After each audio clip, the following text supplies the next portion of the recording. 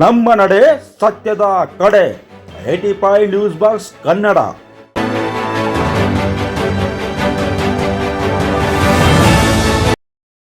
ಹಾರುಗೇರಿ ಪಟ್ಟಣದಲ್ಲಿ ಅದ್ದೂರಿ 9ನೇ ವರ್ಷದ ವಿಶ್ವಕರ್ಮ ಜಯಂತ್ಯೋತ್ಸವ ಆಚರಣೆ.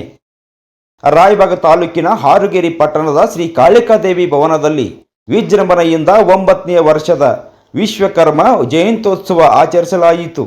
ಮೊದಲಿಗೆ ಪಟ್ಟಣದ ವಿಶ್ವಕರ್ಮ ವ್ರತ ಪೂಜೆ ಹಾಗೂ ಧರ್ಮ ಧ್ವಜಾರೋಹಣ ಶ್ರೀ ಮಳೆಯರಾಜೇಂದ್ರ ಸ್ವಾಮೀಜಿ ನೆರವೇರಿಸಿದರು. ನಂತರ ಶ್ರೀ ಕಾಳಿಕಾ ಭವನದಲ್ಲಿ ವಿಶ್ವಕರ್ಮ ಭವನದಲ್ಲಿ ಶ್ರೀ ಮಳೆಯರಾಜೇಂದ್ರ ಸ್ವಾಮೀಜಿ ಸಮಾಜದ ಅಧ್ಯಕ್ಷ ರಾಮು ಬಡಿಗೇರ್ ಪೂಜೆ ಸಲ್ಲಿಸಿದರು.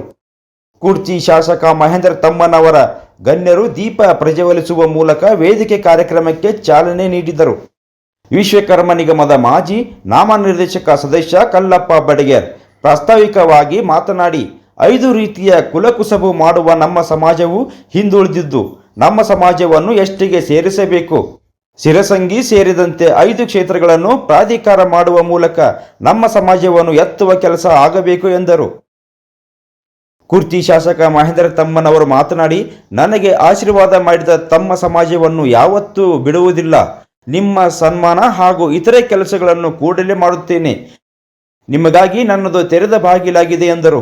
ಶ್ರೀ ಮಳೆಯರಾಜೇಂದ್ರ ಸ್ವಾಮೀಜಿಯವರು ಆಶೀರ್ವಚನ ನೀಡಿದರು. ಸಂಜೆ 5 ಗಂಟೆಗೆ ವಿಶ್ವಕರ್ಮರ ಭಾವಚಿತ್ರ ಭವ್ಯ ಮೆರವಣಿಗೆ ಜರುಗಿತು.